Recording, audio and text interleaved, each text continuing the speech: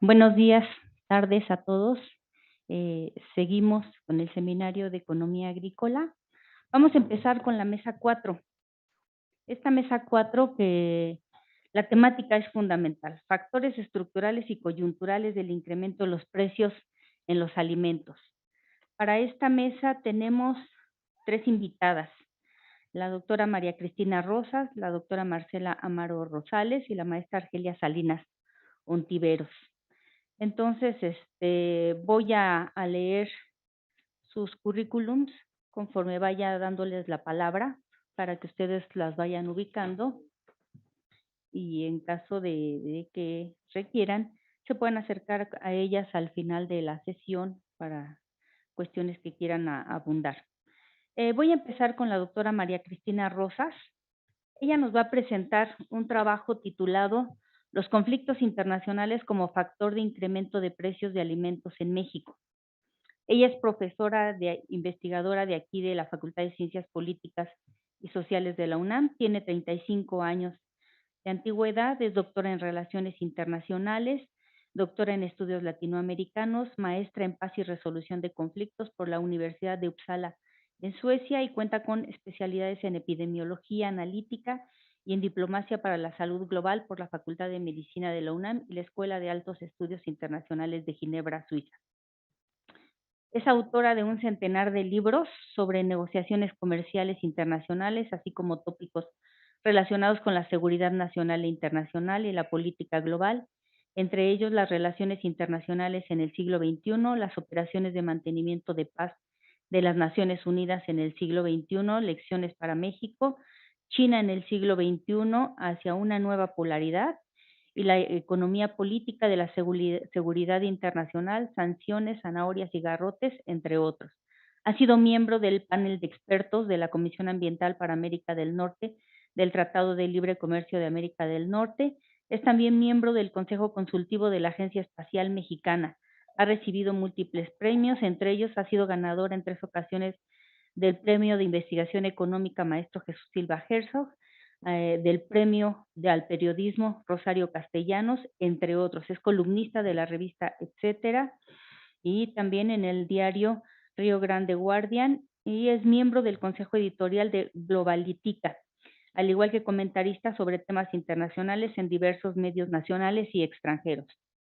Tienen 20 minutos para su exposición, entonces le doy la palabra, doctora Rosas. Okay, muchas gracias. Muchas gracias, buenas tardes.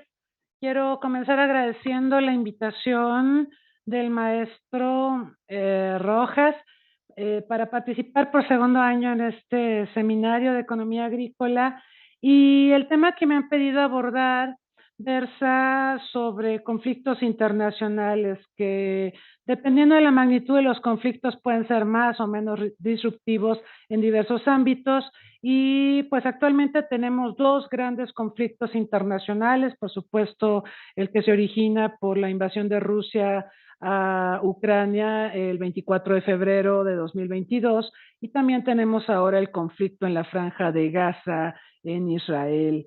Al que voy a poner más atención, porque los países involucrados, Rusia y Ucrania, son importantes productores de alimentos, es justamente el conflicto que comenzó en febrero del año pasado, y para ello me voy a permitir dividir mi presentación en los siguientes rubros. Primero, hablar de seguridad alimentaria, concepto que ha cambiado mucho. Originalmente la idea de seguridad alimentaria se refería sobre todo a tener acceso a alimentos, pero hoy tenemos una serie de condicionantes, de determinantes de la seguridad alimentaria que vale la pena ponderar, porque va mucho más allá de que se tengan los alimentos. Hay condiciones nutricionales envueltas, pero también cadenas de suministros y otras cosas más que mencionaré brevemente en mi presentación. También voy a referirme al comercio agroalimentario de América Latina y el Caribe, que en principio, por este conflicto entre Rusia y Ucrania, no sería como región la más afectada. Sin embargo, hay países que tienen un comercio importante con Rusia, y como Nicaragua, por ejemplo, y aquí la afectación se percibe que sería mayor. Creo que para el caso mexicano es muy importante hablar de impactos por redireccionamiento, el aumento de los precios de los fertilizantes y por supuesto el tema de los precios de los combustibles. Entonces todo eso lo tengo que hacer en menos de 20 minutos, mejor me apuro. Bueno, sobre seguridad alimentaria, les comentaba que este es un concepto, tenemos un concepto de la FAO que viene de la Cumbre Mundial de la Alimentación de 1995. Este concepto ha buscado añadir una serie de elementos contextuales a la seguridad alimentaria que originalmente caracterizábamos como disponibilidad de alimentos suficientes para satisfacer necesidades de consumo de la población de un país en todo momento, incluso en épocas de escasa producción nacional o de condiciones económicas adversas. Ese era, digamos, el concepto estándar. Pero bueno, hay otras cosas que tenemos que ponderar. Disponibilidad de alimentos en cantidad y calidad suficientes para cubrir necesidades nutricionales de toda la población ya es un tema porque, por ejemplo, en México hay disponibilidad de alimentos, pero no son necesariamente los más nutritivos y ya saben, tenemos problemas, por ejemplo, de obesidad infantil, de obesidad en adultos, de malnutrición, en fin, y por supuesto que esto es un problema de seguridad alimentaria para el país. Ya vimos las conexiones en COVID, por ejemplo, entre la obesidad, diabetes, síndrome metabólico, hipertensión y COVID, ¿no? Entonces el COVID fue más letal en personas con estas comorbilidades. Así que la alimentación importa para la salud y para muchas otras cuestiones. También el uso eficiente y eficaz de los recursos destinados a la producción agropecuaria es un tema porque repercute sobre la producción de alimentos de calidad, tanto en términos nutricionales como en términos de inocuidad. Los alimentos no deberían hacernos daño de entrada, pero depende del tipo de alimento, ¿verdad? Nos ponen muchas advertencias y etiquetas, pero en México no somos consumidores exigentes. Yo recuerdo haber vivido en Suecia, iba al supermercado y la gente revisaba el producto, revisaba la etiqueta y le daba la vuelta y lo dejaba otra vez en el anaquel. Son consumidores informados, son personas que pues han tenido esta educación respecto a tener cuidado respecto a lo que se consume. En México no somos ese consumidor educado, entonces esto naturalmente repercute en nuestra alimentación y en nuestra salud. El acceso a los alimentos depende de los precios. Este es un tema toral. Yo me acuerdo hace años tuvimos una alza de precios a nivel internacional, sobre todo por el rol que juegan las empresas transnacionales, ¿no? Que incluso cotizan en bolsa y buscan maximizar sus beneficios, y esto también repercute en la disponibilidad de alimentos. Recuerdo mucho una crisis que se suscitó en Haití, donde subieron los alimentos, subieron los precios, y entonces el gobierno de Puerto Príncipe cayó porque la gente se manifestó. Entonces, aquí vemos también conexiones entre el tema de los precios y el acceso a los alimentos. También está el tema de patrones de consumo o hábitos alimentarios, ya lo mencionábamos. Y en el caso de productos procesados, que es todo un tema donde no me voy a detener, el maestro Agustín Rojas es el experto, es algo muy, muy preocupante porque pues obviamente influyen también en la salud y en la enfermedad, ¿no? Para tener seguridad alimentaria hay que utilizar biológicamente los alimentos, aprovechamiento de los alimentos por parte del organismo. Esto depende del estado de salud de la persona, del tipo de alimentación, de las condiciones ambientales como disponibilidad de agua potable. En México tenemos un estrés hídrico muy considerable, entonces sin duda esto repercute en la producción de alimentos. Se requieren sistemas de eliminación sanitaria de excretas, higiene de los alimentos, estado de la vivienda, medios para elaborarlos, prevalencia y grado de control de enfermedades, en fin. Entonces, otra vez salud, ahí está pululando en el ambiente cuando hablamos de seguridad alimentaria. La globalización, como comentábamos, ha generado sistemas agroalimentarios complejos e integrados que generan sinergias, pero, o sea, esto tiene beneficios, pero también produce vulnerabilidades o a disrupciones políticas, ambientales, económicas o a conflictos como el de Ucrania y Rusia. Los sistemas agroalimentarios son especialmente sensibles cuando los conflictos se dan en zonas geográficas donde el nivel de importancia o concentración de la producción, el comercio y el consumo son altos. Y en el caso de Rusia y Ucrania, pues estamos hablando de dos productores importantes de granos básicos. Rusia y Ucrania suman el 14% de la producción mundial de trigo y cerca del 30% de las exportaciones. Rusia y Ucrania representan el primer y quinto principal exportador mundial, cuyas ventas se direccionan principalmente a países de Asia, África y la Unión Europea. Con las sanciones, obviamente, que decretó Occidente contra Rusia, pues ahora Rusia está redireccionando la venta de alimentos a China, ¿ok?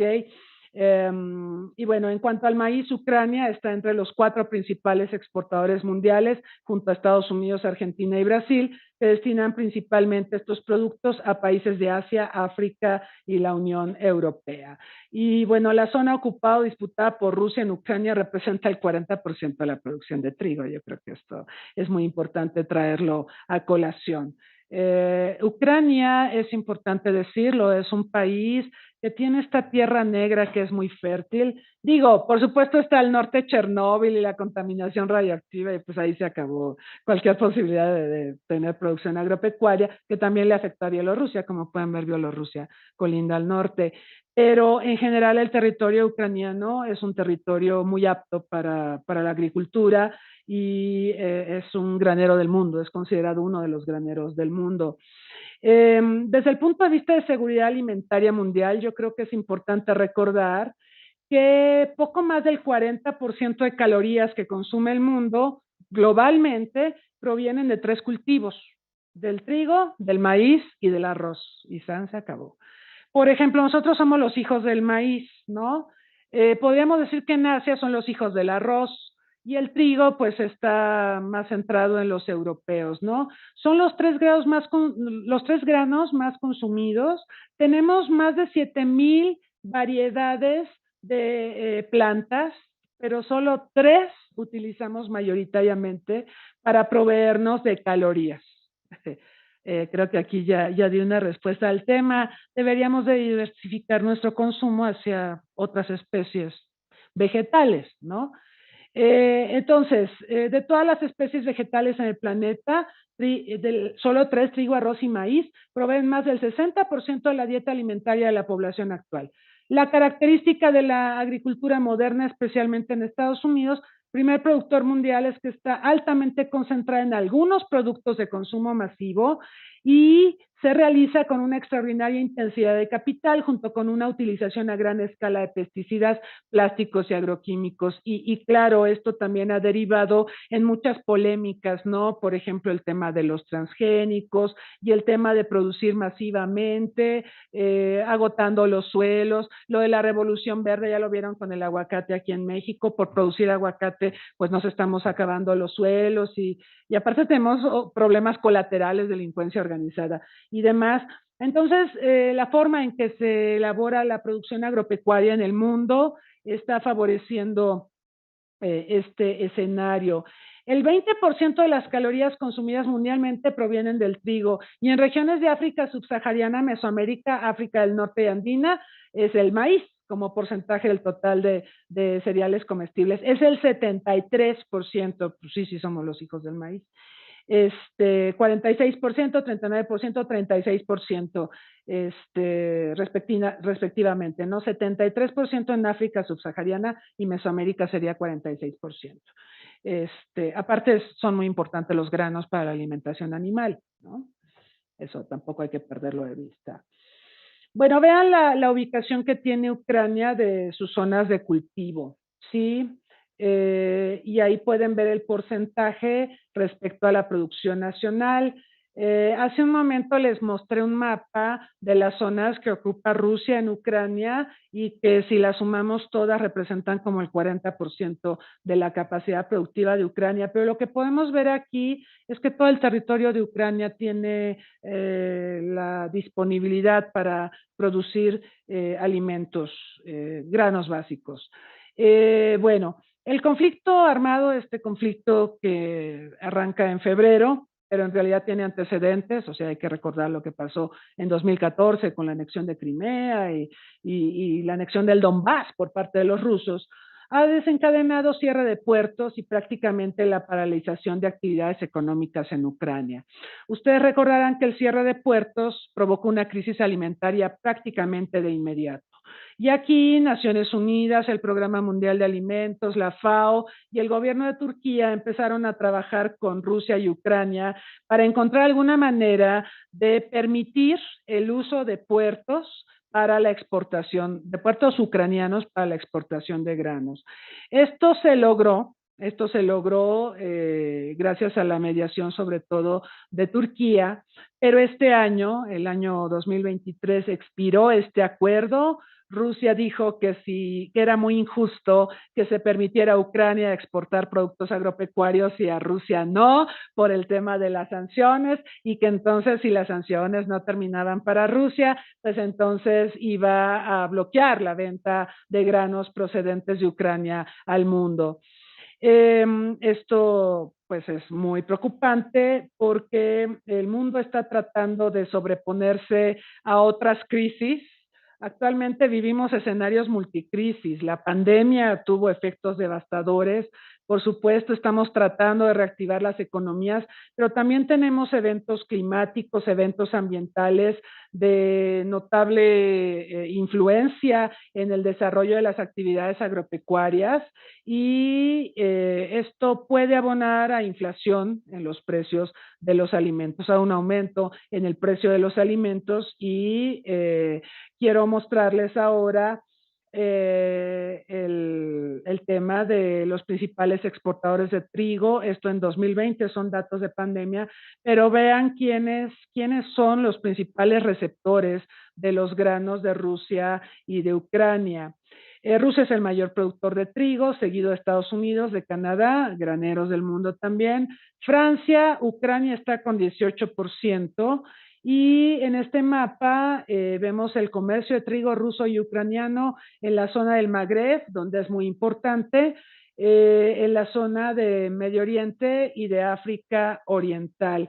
Regiones estas de África Oriental que son muy susceptibles a crisis alimentarias, pues también por condiciones climáticas complejas, ¿no?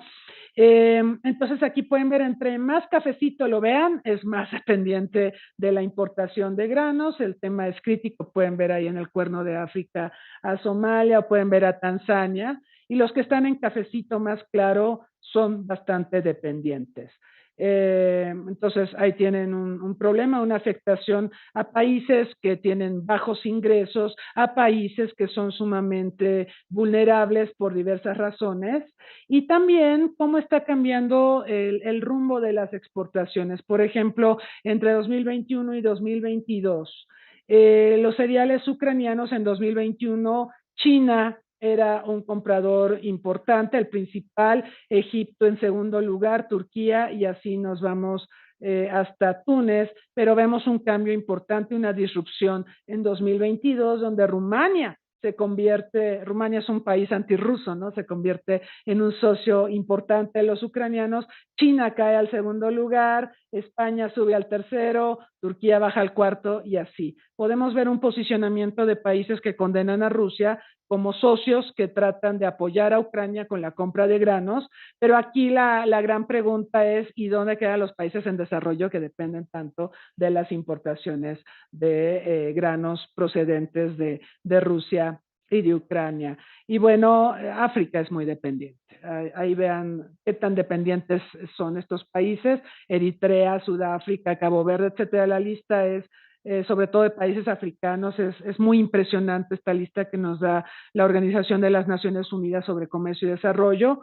Y, por ejemplo, Somalia, vean cuán dependientes de Ucrania. Si Ucrania no puede vender granos, vean cómo le va a afectar a Somalia, ¿no? Un país con problemas estructurales de pobreza, etcétera. Y también en otros países, aquí ya vemos países extraafricanos, extrarregionales, que también se ven influenciados. Bueno, una de las propuestas que se ha hecho ante la imposibilidad de que Ucrania use sus puertos para poder exportar los granos es que lo haga por tierra, por ferrocarril, que haga puentes, ¿no? Por ejemplo, con Polonia, vía Bielorrus, etcétera, pero hay un problema logístico que creo que todos entendemos. No es lo mismo que tú estés acostumbrado a hacer tus exportaciones en puertos, a que tengas que montarlos para trasladarlos por tren o por tierra o qué sé yo, a otros destinos. Hay un problema logístico y de precios real. Y aparte, pues el país está en un conflicto armado, entonces no es tan sencillo como que los mando por estas rutas alternas, ¿no? Ahí están las rutas que se han propuesto. Hay una línea de solidaridad propuesta por la Unión Europea, la ruta balcánica, y otra ruta que abarca a los estados del Báltico, ¿no? Difícil, se ve difícil. Bueno, aquí está el calendario de cultivos, de cosecha y de cultivos de Ucrania, y pueden ver ahí la cebada, la semilla de girasol, la soya, el trigo y el arroz, el maíz, ¿ok? Son los productos que ellos producen. La dependencia respecto al trigo, pues es mayor en los que están en rojo. Y bueno, rápidamente, cómo se transmite el problema alimentario y el conflicto armado a los países. Bueno, por las restricciones al comercio agroalimentario, por las sanciones económicas contra Rusia y una erosión. Esto provoca una erosión importante de la seguridad alimentaria de personas que ya ubicamos en qué continentes y en qué regiones serían las más afectadas. Bueno, para ir acercándome al final, decirles que en el caso de América Latina y el Caribe, y voy a terminar con México, se percibe que la región resentirá indirectamente los efectos de esta crisis bélica entre Ucrania y Rusia, mayormente por el tema del redireccionamiento del comercio. Si bien también hay que ver casos particulares, aquí sí tenemos que ser un poco más finos en el análisis para señalar que hay países como Nicaragua que le compra grandes cantidades de trigo a Rusia, o países como Ecuador que le exporta frutas.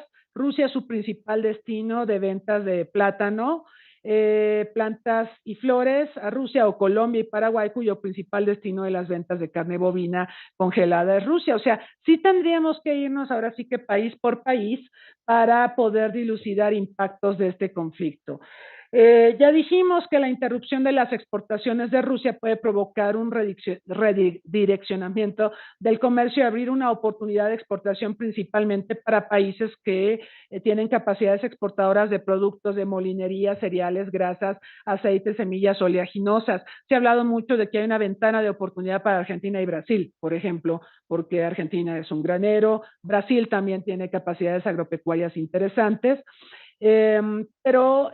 Bueno, esto también pensando en que la Unión Europea, que es uno de los más afectados por la interrupción del comercio agropecuario con Rusia, por las sanciones, necesita abastecedores, ¿no? Es tan sencillo como eso. Entonces, hay ahí una ventana de oportunidad. España, fíjense, está pasando algo que sí me gustaría comentar, voy a tomar un minutito más. En Europa, como les comenté, son muy cuidadosos con que si es transgénico y que cómo sacrificaron al animal y de qué lo alimentaron y todo esto, pero España está proponiendo que la Unión Europea se brinque todo eso, porque con todos esos condicionamientos se hace muy difícil el abastecimiento de productos agropecuarios a la Europa comunitaria. Y bueno, no ha sido muy bien recibida la propuesta española, pero es que a España sí le ha pegado considerablemente el tema de las sanciones contra Rusia. Entonces, ahí podemos ver también que no hay, digamos, una respuesta unánime de la comunidad internacional o un consenso respecto a cómo lidiar con el tema de las sanciones en el sector agropecuario contra los rusos. China es un actor importante. Bueno, China solía comprar muchos granos básicos a Estados Unidos, pero pues ahora se está buscando que haya un redireccionamiento, esa palabrita, donde Rusia lo que le dejó de vender a la Unión Europea, pues ahora se lo venda a China, y ya le informó Rusia a la Organización Mundial del Comercio que así lo va a hacer. Entonces, este tema del redireccionamiento también hay que ponderarlo. Bueno, voy a saltarme ya para el tema de fertilizantes. Ambos países, Rusia y Ucrania, suman el 18% de las exportaciones mundiales de fertilizantes. Y aquí pueden ver en el mapa los colorcitos. México, pues sí, es un tema donde es importante. Nosotros importamos fertilizantes, no de esos países, los importamos de Estados Unidos, pero el precio de los fertilizantes se ha disparado y esto sí tiene impactos en la producción agropecuaria a nivel mundial y a nivel nacional y hay que lidiar con eso.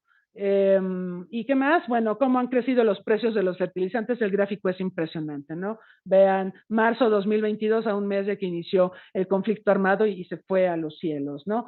Entonces, bueno, importante. Y otro canal de transmisión de la crisis entre Rusia y Ucrania son los aumentos en los precios de productos básicos y bueno, ya no me detengo aquí. Simplemente decirles que la integración global de las cadenas de valor de productos agroalimentarios vuelve más complejo el análisis sobre futuras disrupciones que estas u otras crisis puedan tener sobre los sistemas agroalimentarios. El conflicto armado pues no nos deja lugar a dudas sobre la necesidad de fortalecer y realizar ajustes que estos sistemas agroalimentarios requieren para desarrollar resiliencia a riesgos futuros. Una opción, como lo comenté hace un momento muy rápido, pues sería justamente diversificar el consumo de productos vegetales distintos de estos tres granos básicos que prácticamente es lo que come el mundo, o la mayor parte del mundo come alguno de estos granos básicos, y eso también nos ata mucho de manos cuando se producen estas disrupciones, en este caso concreto por un conflicto armado. Muchas gracias.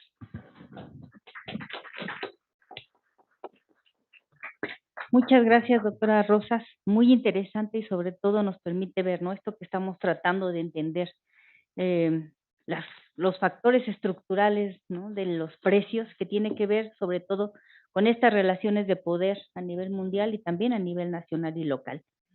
Bueno, ahora vamos a escuchar la presentación de la doctora Marcela Amaro.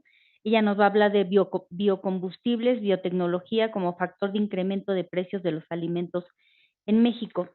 La doctora Amaro es investigadora titular de tiempo completo del Instituto de Investigaciones Sociales de aquí de la UNAM. Es doctora en Ciencias Sociales con especialidad en Economía y Gestión de la Innovación, integrante del Comité de Vinculación Universitaria y de Transferencia de la UNAM. Fue presidenta de la Red de Investigación y Docencia en Innovación Tecnológica, RIDIT, coordinadora del Seminario de Estudios Interdisciplinarios sobre Ciencia, Tecnología e Innovación ahí en el Instituto de Investigaciones Sociales. Sus líneas de investigación versan sobre los aspectos socioeconómicos de la biotecnología, la industria 4.0, la gestión del conocimiento, transferencia tecnológica, aprendizaje e innovación en pequeñas y medianas empresas, así como la relación entre tecnología y ciudad. Pertenece al Sistema Nacional de Investigadores en el nivel 1 y en 2022 recibió el reconocimiento Distinción Universidad Nacional para Jóvenes Académicos en el área de investigación económico-administrativa. Pues adelante, doctora Amaro. Muchas gracias por la presentación. También quisiera comenzar agradeciendo a los organizadores, tanto al doctor Salgado como al doctor Rojas por la invitación. Es un gusto estar aquí también compartiendo la mesa con mis colegas. Déjenme nada más poner el temporizador y déjenme, le pongo play a la presentación. Si no, capaz me paso para allá, es mejor. Sí, ¿verdad?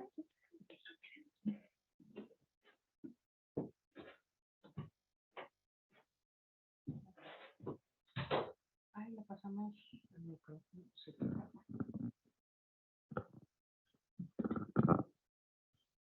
Muchas gracias. Ahí está, quedó muy alto, no te voy a llevar. Bueno, la presentación del día de hoy se titula Biocombustibles y biotecnología como factor de incremento de los precios de los alimentos en México. Una de las líneas de investigación que he tenido ya desde hace bastante tiempo es el desarrollo de la biotecnología en el país y bueno, y una parte de eso ha sido el análisis de algunos temas referentes a la biotecnología y uno muy importante es los biocombustibles, aunque ahora también les pondré un poco de contexto de lo que ha pasado con el tema de los biocombustibles, no solo en México, sino en general en el mundo. El contenido de la presentación, bueno, pues primero igual una problemática y contexto, les daré algunas definiciones muy básicas de biotecnología y biocombustibles, un panorama de lo que está sucediendo en el mundo, en México, bueno, y cuáles serían como los principales retos y las controversias también en función, pensando, ¿no? En cómo esto impacta en los precios de los alimentos. Bueno, lo primero es que digamos, no sé si ustedes observaron, pero hubo un momento en el cual hubo una gran efervescencia en torno a la producción de bioenergía en general, ¿no? Biocombustibles, pero pues lo que no podemos negar es que en realidad pues nuestro paradigma económico sigue basado en el uso de energías fósiles, ¿no? Carbón, petróleo, gas son la fuente principal del calentamiento global y bueno, y representan 80.2 del consumo de energía y esta cifra, digamos, del 2019 para acá no ha variado demasiado, ¿no? Por ejemplo, pensábamos que a partir de la pandemia esto podría cambiar y no sucedió. Y en realidad, digamos, este proceso de transición hacia las energías renovables, pues tampoco es clara, ¿no? Digamos, es clara o suele ser un poco más clara en algunos países del mundo, pero en otros sigue siendo todavía muy difuso y sobre todo por esto, ¿no? Por el tema de la alta heterogeneidad por localidades, países, regiones. Y a nivel global, en realidad el consumo de energías renovables se sitúa alrededor del 11.2%, ¿no? O sea, sigue siendo algo muy bajo. Y bueno, y lo que tenemos además es que a partir de la crisis por la pandemia, por la COVID-19, pues todos los países, podemos decir que si no todos exactamente la mayoría, siguen basando su recuperación económica en fuentes de energía fósil, ¿no? En realidad, no sé si ustedes también recuerdan, pero hubo algún momento de cierto optimismo en pensar, bueno, la pandemia nos hará reformularnos globalmente, ¿no? En ciertos temas, específicamente uno de ellos tenía que ver con el consumo de energías renovables y esto no sucedió, ¿no? Tenemos además enfrente, obviamente, el problema del cambio climático, ¿no? Como uno de los principales retos globales, en conjunto con el desarrollo económico y bueno, y específicamente para nuestra región, el abatimiento de la desigualdad, ¿no? Que creo que viene de la mano el tema de crecimiento y desigualdad y entonces, pues ya ustedes lo saben, enfrentamos dos retos, la producción de alimentos por un lado y la producción de combustibles.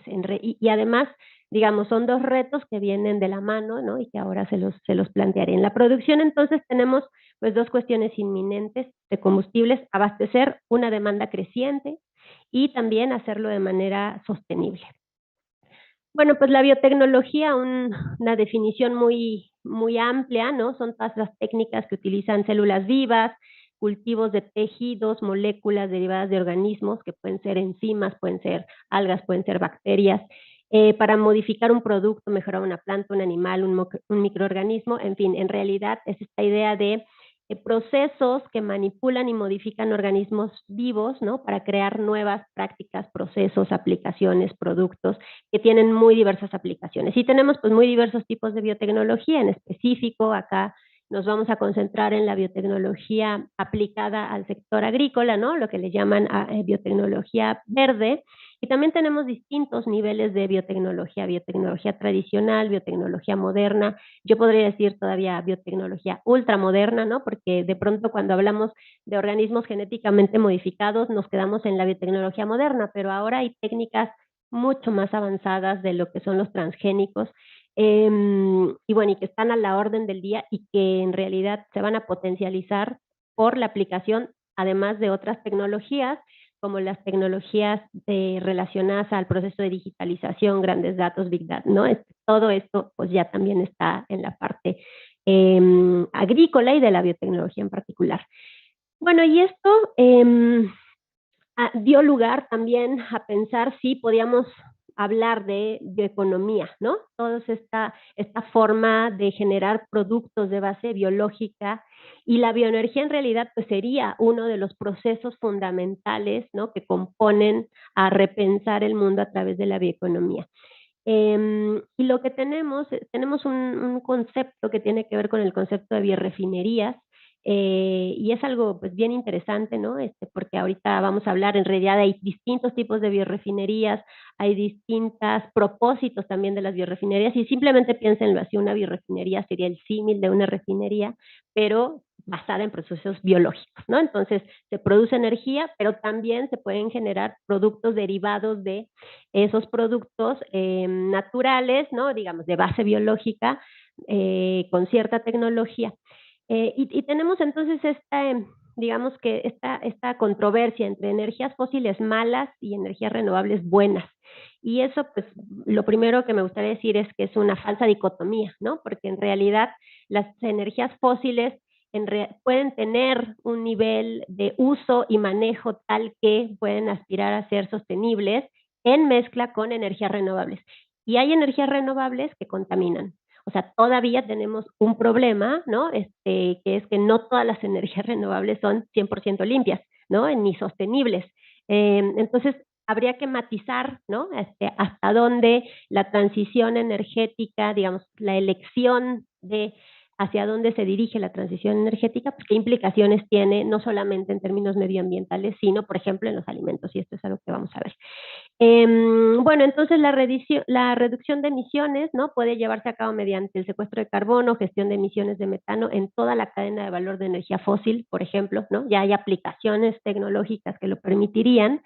Y tenemos un problema fundamental que cuando pensamos en bioenergías, el insumo fundamental es la biomasa, ¿no? Y tenemos un problema a nivel global que todavía es ineficiente, ¿no? Ineficiente en el sentido productivo, no se produce a costos competitivos y tampoco se produce suficiente, y es contaminante, ¿no? Entonces digamos, enfrentamos varios problemas y pensamos que el camino de las bioenergías puede ser un camino viable.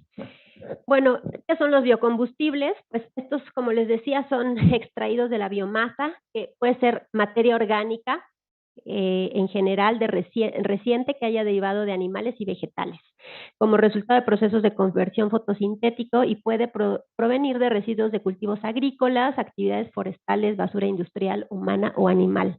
Si se dan cuenta, en realidad pueden ser muchas cosas, ¿no? O sea, no únicamente puede provenir de la parte de los desechos de los alimentos o de los propios alimentos. Lo que pasa es que eso va a estar en función del tipo de biocombustible del que estemos hablando. Si hablamos de biodiesel, que son bioalcoholes, ¿no? Bioetanol, biometano, butanol, o si hablamos de biogases, ¿no? Que son gases de síntesis, o de biocombustibles sólidos. El tema es que en lo que el mundo se ha concentrado es en la producción fundamentalmente de biocombustibles sólidos, ¿no? Que provienen de la madera, el carbón vegetal, el acerrín, y de bioetanol, que el bioetanol entonces sí proviene de una base de productos cercanos a la alimentación. Pero tenemos diversas generaciones en la producción de biocombustible. Por un lado, pues la primera, que fue como la más sonada, ¿no? La tecnología convencional, llamémosle así, o la más tradicional, que se basa en azúcar, almidones, aceites usados de cocina, grasas animales. Su producción tiene limitantes porque justamente, ¿no? Puede amenazar el suministro de alimentos y la biodiversidad. Tenemos otra generación, que es la segunda, que se produce a partir de cultivos que no están destinados a la alimentación, que se consideran muchas veces como desperdicios, que incluyen tallos, vainas, virutas de madera, cáscaras de fruta. Ahora, si bien se ahorra más emisiones de gases, por ejemplo, y pone en menos conflicto el suministro de alimentos, su producción es más complicada. Entonces, cuando hablamos también de más complicación, quiere decir que implica más tecnología, más inversión, ¿no? Etcétera. Y el tercer nivel, ¿no? Que digamos que sería un poco como el nivel deseable de producción, son todos aquellos biocombustibles que se producen a partir de la fermentación de carbohidratos de las algas. El problema que tenemos con es que aún se requiere escalar la producción y hay un problema muy fuerte de costos, ¿no? Yo hace algún tiempo hice bastante trabajo de campo con centros de investigación en México que están haciendo, ¿no? Fermentación de carbohidrato de algas para producir biocombustibles. Y bueno, y el problema es que pasar del nivel de planta y de protocolo de un centro de investigación allá ¿no? a una planta para que abastezca, para que venda, para que gestione la distribución, es altísimo, ¿no? Es muy elevado y ninguna lo ha logrado. Hasta este momento en México no tenemos una biorefinería costeable y tampoco tenemos una planta, ¿no? Que produzca bioenergía de forma rentable, ¿no? Comercialmente no existe. Bueno, esta es una imagen muy rápida, ¿no? De cómo se produce los bioenergéticos, en específico el biodiesel, y acá en su lado derecho pueden ver justamente una imagen de lo que proviene de la soja, ¿no? Y bueno, y es muy interesante, y ahora vamos a ir ampliando un poco la información, ¿no? En los países donde sí hay producción de biocombustibles comercial y cuáles son los productos de donde provienen, ¿no? Bueno, ¿qué es lo que tenemos en el mundo? Pues en el mundo tenemos que el primer lugar de productor de biocombustibles es Estados Unidos, seguido de Brasil, Indonesia y China no le anda peleando mucho. Estos son términos gruesos, no está desglosado, ahorita lo vamos a ver por distintos tipos de biocombustible. Pero lo que tenemos es que estos países en realidad sí tuvieron una serie de políticas públicas muy específicas para promover el desarrollo de biocombustibles, pero no solamente hacer el programa y las buenas intenciones, ¿no? De la guía sino que le metieron mucho dinero, ¿no? En general, en estos países, quienes lo están produciendo son asociaciones público-privadas. Y en algunos países donde todavía no es totalmente rentable para comercializar, tiene subvenciones del Estado, ¿no? Y además el principal, digamos, comprador de los biocombustibles, pues es también el Estado, es quien está promoviéndolo. Entonces, digamos, vean que el esquema pues es complejo, ¿no? Además, hay una política particular que se llama objetivo de mezcla, que es lo que hacen es plantear por ciertos países un nivel mínimo que tiene que ser mezclado de energías fósiles con biocombustibles, ¿no? Y entonces, por ejemplo, se dice, bueno, al año tanto porcentaje de la mezcla tiene que contener esta producción de biocombustibles frente a la producción fósil, etcétera. Y bueno, y esto ha ido cambiando porque, por ejemplo, Argentina, que era uno de los países, y es uno de los países que produce biocombustibles, bajó su objetivo de mezcla y lo bajó, bueno, porque enfrenta una sequía muy profunda, ¿no? Y eso corrían el riesgo de que más bien el objetivo de mezcla afectara los ya de por sí afectados precios que tienen, ¿no? De los granos y semillas. Entonces, digamos, hay una serie de combinaciones, ¿no?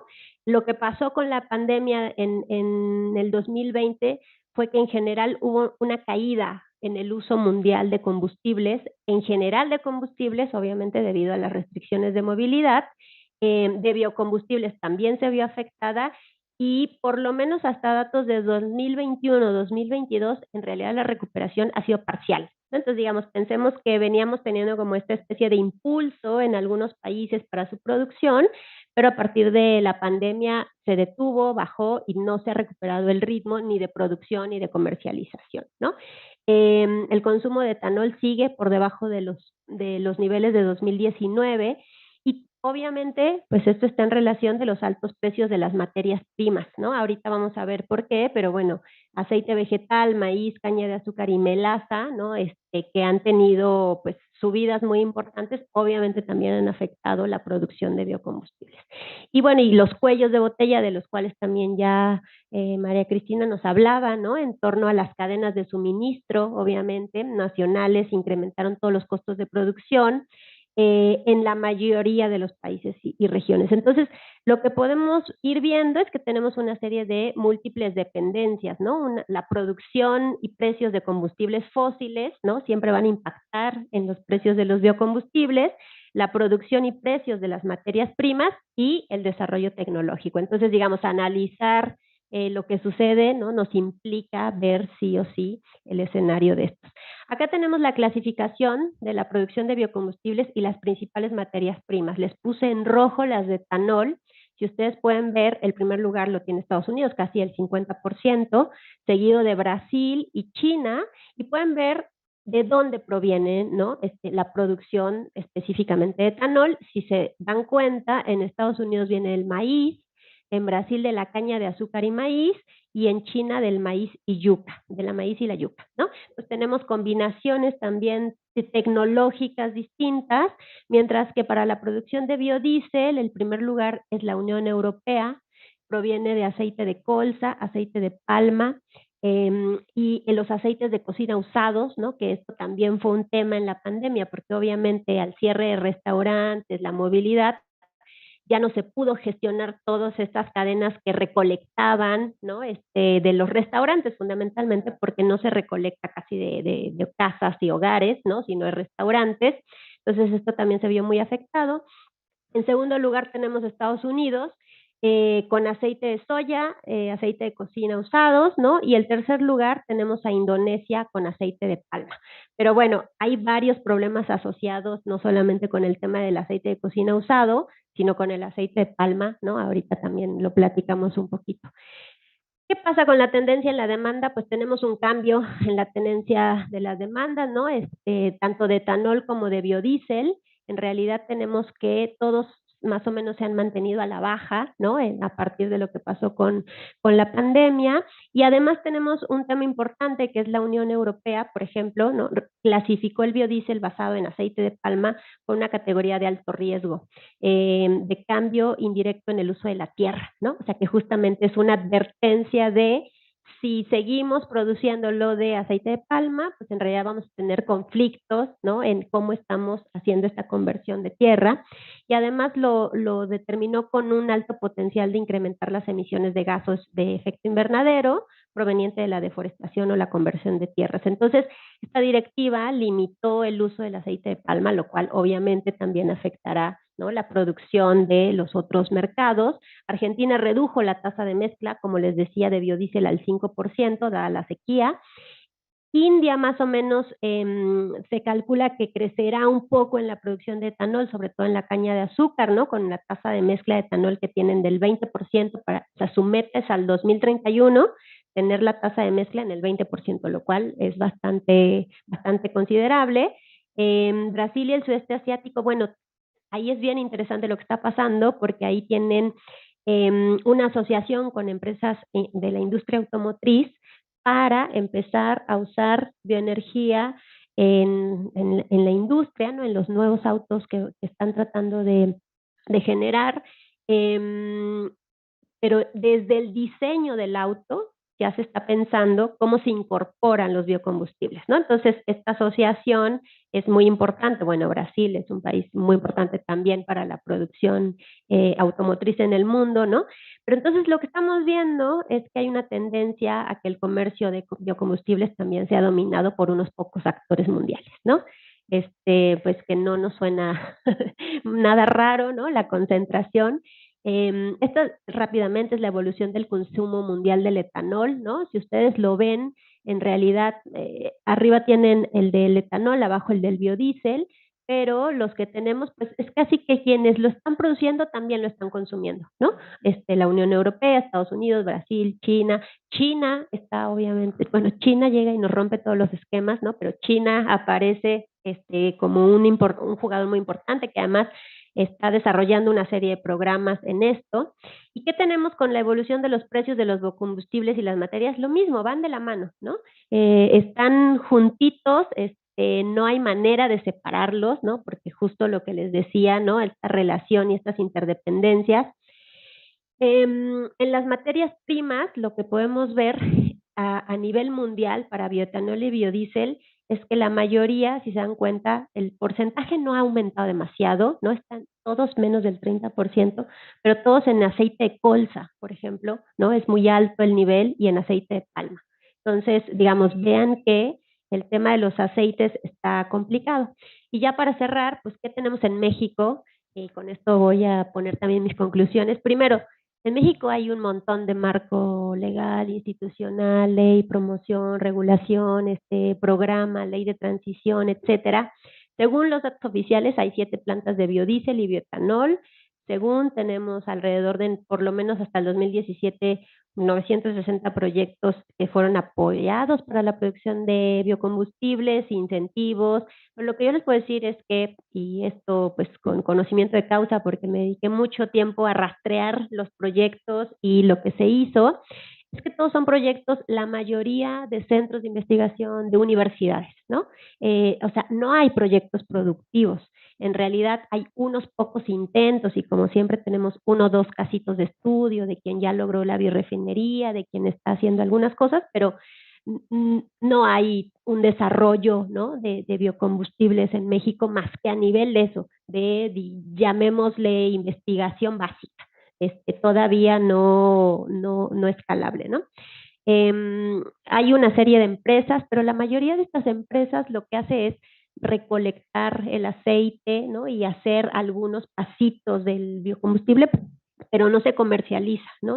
Digamos, a un nivel mucho más amplio, porque muchas veces lo que se hace es incorporación en los propios procesos productivos de la empresa, ¿no? Entonces producen sus biocombustibles y los usan ellos para sustituir otro tipo de combustibles. Entonces, bueno, pues tenemos un montón de problemas, ¿no?, con el tema de los costos, los altos costos de las materias primas, con una insuficiente producción de biomasa, una tecnología que todavía no es escalable, ¿no?, una baja rentabilidad.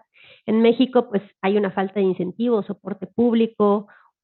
Pongo una falta de regulación y normatividad, no porque no haya, sino porque en realidad nosotros sabemos, ¿no?, cuando estudiamos temas de regulación, que por más que esté, si eso no se hace cumplir, pues es que no existe, ¿no? Entonces, y bueno, y hay retos, obviamente, evitar la competencia con la producción de alimentos para que no haya afectaciones negativas a los mercados, ¿no? Evitar el uso excesivo de fertilizantes y pesticidas. El tema de que en México se ha identificado que la caña de azúcar puede ser el insumo más viable, ¿no? Pero habría que discutirlo, me parece que profundamente, ¿no? Las controversias, obviamente, por el tema del uso del maíz, ¿no? Y el problema de hasta dónde podemos lograr un aumento de la productividad en sí mismo, de la producción en el sector, ¿no? Que eso te permita entonces diversificar, ¿no? Gracias. Muchas gracias, doctora Marcela Amaro. Muy interesante todo lo que nos está planteando. Vamos a pasar ahora a la última presentación de esta mesa, que nos va a presentar la maestra Argelia Salinas Ontiveros sobre sequía y su impacto en el contexto inflacionario de México. La maestra Argelia Salinas es investigadora de aquí del Instituto de Investigaciones Económicas, es profesora titular en la Facultad de Economía de aquí de la UNAM. Ella es licenciada en Economía, con estudios de maestría en estudios latinoamericanos y de doctorado en investigación económica en la Universidad Complutense de Madrid. Su línea de investigación es la agricultura, el medio ambiente en México, desarrollo agrícola en México, crisis de la agricultura mexicana, y sus más recientes publicaciones es la agricultura de conservación como alternativa para los pequeños productores de México, el rezago tecnológico de la agricultura campesina en México, problemáticas y posibles alternativas con aprovechamiento de recursos de origen nacional, impactos de la crisis económica y sanitaria en la producción de alimentos y la seguridad alimentaria en México. Pues adelante, Argelia. Gracias. Buenas tardes.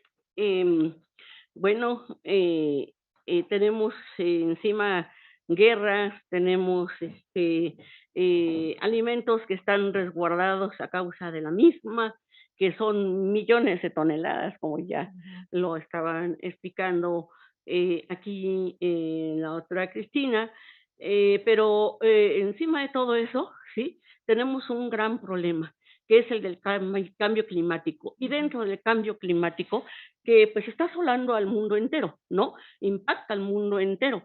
Y lo ha venido impactando, digo, desde los años 70, ¿no? En que se reconoció que había límites al crecimiento. Bueno, de ahí a la fecha, el cambio climático todavía es más severo. De tal manera que dentro de los problemas que causa el cambio climático, la sequía se viene a sumar a todos estos problemas que tenemos, porque el cambio climático, en lugar de solucionarse, pues sigue en aumento, ¿no? Y estos aumentos de temperatura se traducen, ¿sí?, en varios fenómenos naturales que conocemos como sequías, como granizadas, como lluvias torrenciales o como fuertes vientos, ¿no?, que han asolado algunas regiones de los Estados Unidos, por cierto. Entonces, en ese sentido, la escasez de agua en México, pues es es un problema crítico. Es un problema crítico porque indudablemente que el cambio climático ha profundizado los problemas de la agricultura a nivel mundial y muy especialmente en la seguridad alimentaria en los países de menor desarrollo, como es el caso de México, donde los productores de granos básicos, principalmente de maíz, son altamente vulnerables al cambio climático. Y enseguida explico por qué. En consecuencia, los aumentos de temperatura no permitirán que se siga contando con alimentos y el dilema de hoy pues es muy fácil, ¿qué vamos a comer en el futuro?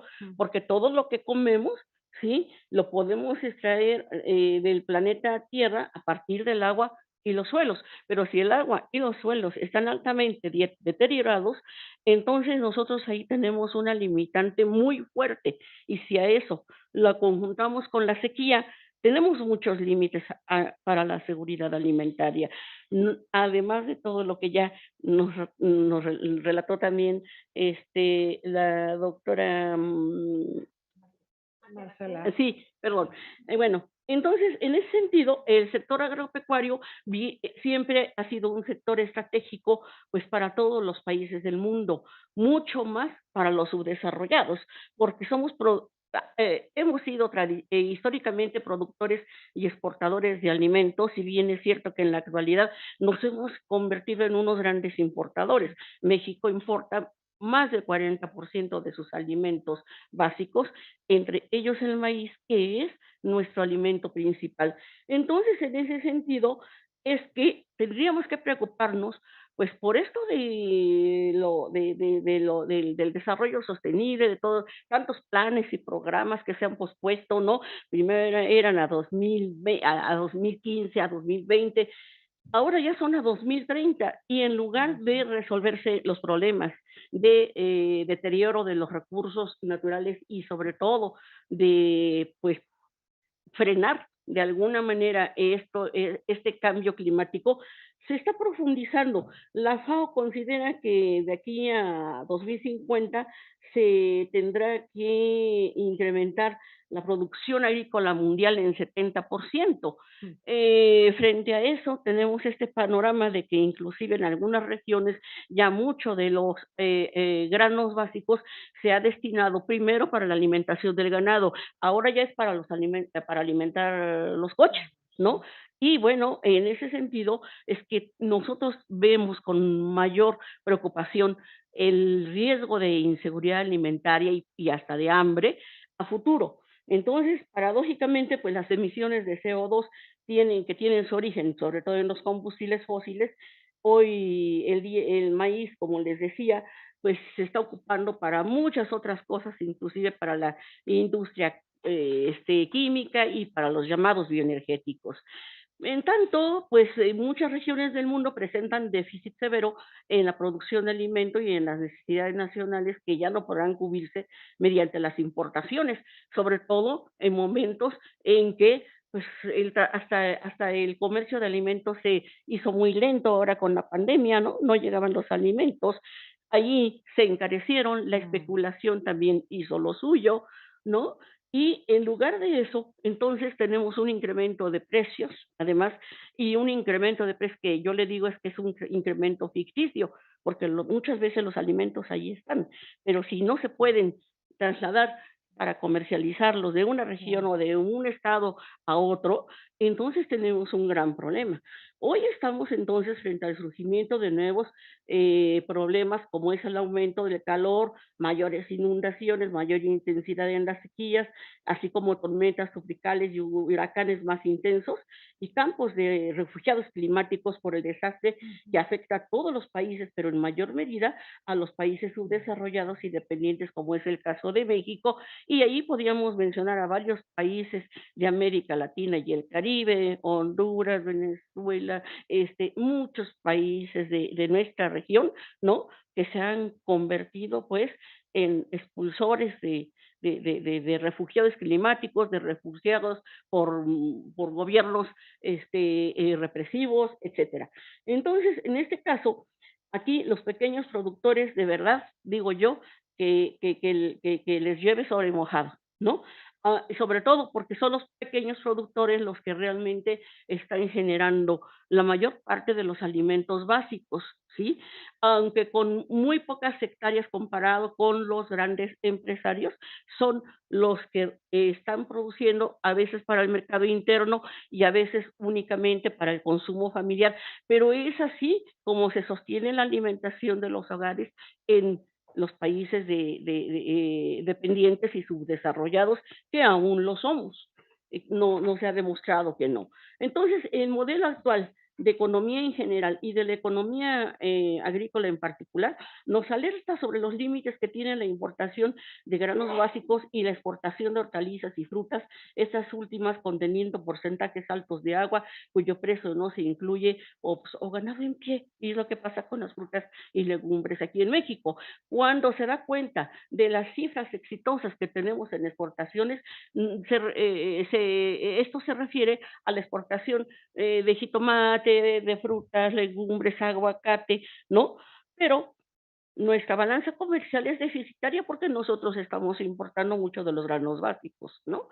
Entonces, tenemos que tener un contexto del sistema agroalimentario en su conjunto, ¿sí? Y no solamente enfocarnos a lo que exportamos, sí que bien, también exportamos mucho pulque y tequila, ¿no? Pero eso no se traduce, ¿sí? No se traduce en más inversiones para el campo mexicano, para reactivar los suelos, para fertilizarlos, para la compra de fertilizantes, no se traduce en ello. Entonces, en ese sentido, es que nosotros estamos frente a un problema que puede ser muy agudo y que puede convertirse en una etapa de hambre si se suma a situaciones como las que vivimos en 2020 con la pandemia, ¿no? En donde realmente, pues, todos los países todos estábamos en la misma situación, ¿no? Todos queríamos ayuda, todos queríamos alimentos, todos queríamos vacunas, ¿no?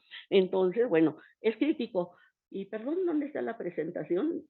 Ya sobre la sequía, les quiero decir que de todos esos elementos, esto que llamamos sequía, eh, mm, nos puede sonar algo muy sencillo, ¿no? Esta semana no llovió, o este otoño ha llovido muy poco, como nos ha ocurrido en este momento, ¿sí? Estamos viviendo en México uno de los años de mayor sequía en todos los últimos 25, 30 años. Ello incide fuertemente en la obtención de alimentos, tanto en la agricultura de temporal, pero también en la de riego, puesto que las presas que abastecen a todo lo que es el sistema de riego tecnificado, ¿no? Pues es escaso. Y a la sequía le hacemos muy poco caso. Decimos que nos tenemos que adaptar al cambio climático y que debemos tener también medidas de adaptación. Bueno, es como decir, adáptate a no comer, ¿no? Porque en un momento dado, esa escasez no se va a resolver con esos eslogans. Y entonces a la sequía se le está haciendo muy poco caso.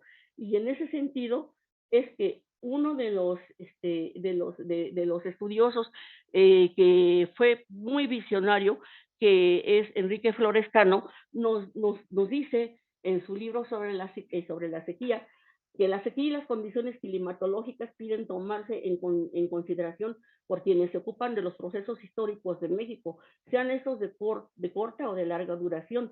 La sequía ha sido un factor constante de desequilibrio y depresión de la agricultura, actividad que durante muchos años fue la ocupación principal de la población.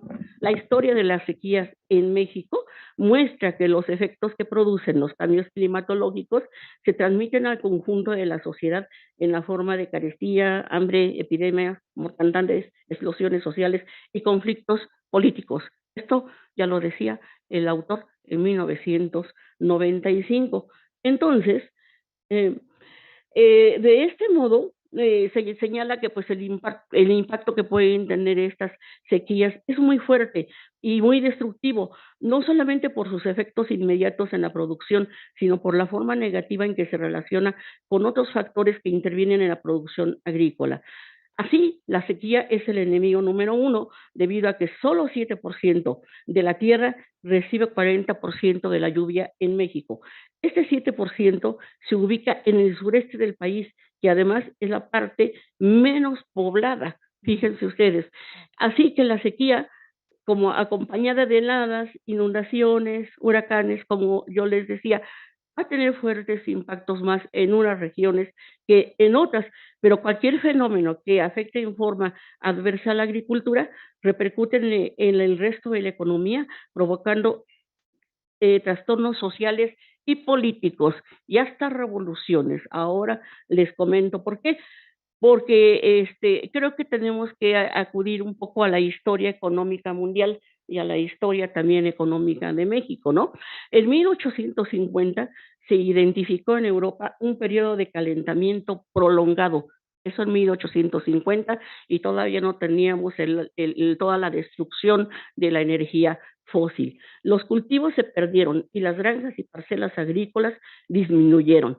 Las pérdidas agrícolas exacerbaron la violencia campesina en Francia durante la Revolución de 1789 y más tarde en las revoluciones de 1848. En México, la sequía es el mayor flagelo de la agricultura, en particular del maíz, ya que los cambios profundos en los suelos y en el agua se empezaron a percibir en los años 70, identificándolos como límites del crecimiento económico a nivel mundial. ¿Qué tiene que ver, a qué factores juegan aquí? La temperatura, es decir, la temperatura, el clima que hay en cada estado, en cada región. La temperatura determina el periodo del cultivo, pero influye en su germinación. Algunos cultivos, como es el maíz, soportan mejor las altas temperaturas, hasta 8 grados centígrados, mientras que la cebada y el trigo resisten más las temperaturas bajas, de 3 a 4 o 5 grados centígrados, ¿no? La precipitación, que es la lluvia. La escasa lluvia es un problema, pero también la es en exceso. En el caso del maíz, el trigo y la cebada, el exceso de humedad, o sea, de agua, propicia el desarrollo de hongos y parásitos, como el chahuistle, que puede acabar con los cultivos. Entonces, si nosotros miramos qué es lo que pasó en la era precolombina, los productores de todas estas comunidades antiguas tenían métodos, digamos, que muy racionales, muy de acuerdo a las zonas donde vivían, ¿no? Porque por lo general en México vivimos en muchos lugares con serranía, muy inclinados. Entonces, por eso mismo, pues tenemos que la lluvia arrastra los cultivos, ¿no? Y se los lleva si no existe una suficiente vegetación. Pero los antiguos mexicanos, ¿no? Que además, digo, muchas fuentes, muchos estudiosos los caracterizan como muy ingeniosos, cultivaban, por ejemplo, en terrazas, ¿sí?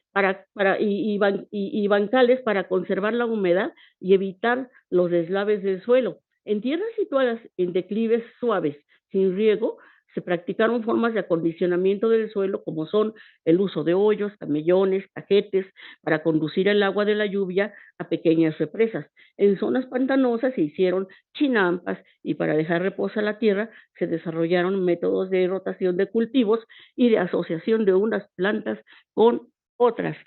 Algo, gracias, que en la actualidad pues se está rescatando ahora con proyectos agroecológicos que están iniciando en el actual gobierno, porque pues ya la crisis alimentaria es fuerte, ¿no?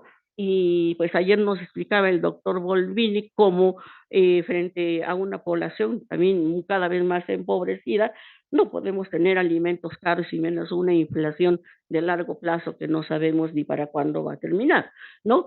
Así, bueno, durante varios siglos, hasta llegar a 1980, ¿sí? Eh, los pequeños productores se las han ingeniado con sus técnicas productivas para seguir cultivando, pero ya en los 80 ya entramos en una crisis muy fuerte, ya realmente fue cuando la dependencia alimentaria allí empezó a cobrar, vamos a decir, mucho mayor importancia, ¿no? Y en general podemos decir que tenemos un desorden en donde se producen los alimentos y a dónde se trasladan para consumirlos. Es completamente, digamos, es altamente costoso que estemos, digamos, transportando alimentos más a la Ciudad de México, más del norte, ¿no? Del país, que del centro occidente, que son zonas altamente productoras. Y aquí entra inclusive la planeación regional. La planeación regional no existe, la planeación económica en general tampoco lo existe en México. Entonces vamos en un barco a la deriva, ¿no? De aquí al futuro, podríamos decir. Entonces, así, grandes sequías nos han sorprendido. Mientras tanto, nosotros vemos que la superficie sembrada, que es esta línea verde, ¿sí?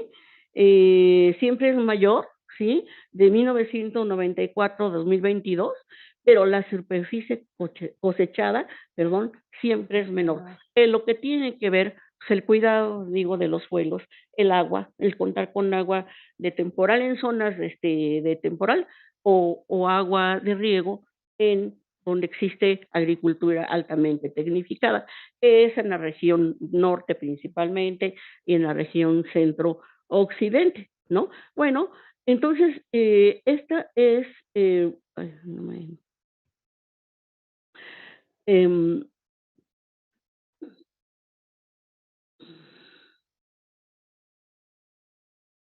bueno, siguiente.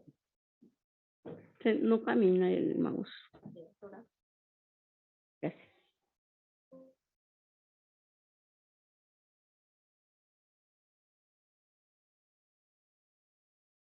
Gracias. Bueno, entonces nosotros podemos dar cuenta de que los problemas de clima existen desde la antigüedad, ¿no? Hubo grandes sequías en 1902, en 1908, luego todas estas sequías han producido revueltas, eso no solamente en México, en Francia, por ejemplo, ¿no? En Europa también, bueno, perdón, en algunos países de Oriente también hemos tenido casos así, pero en México, pues durante la Revolución Mexicana, hemos tenido este tipo de problemas. Entonces, en los estudios más recientes, ¿no?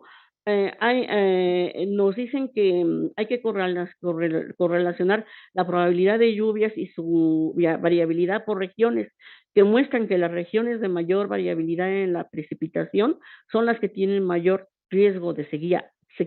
A saber, la península de Baja California, el norte de Chihuahua y Coahuila y la zona donde se unen los estados de Nuevo León, San Luis Potosí y Tamaulipas.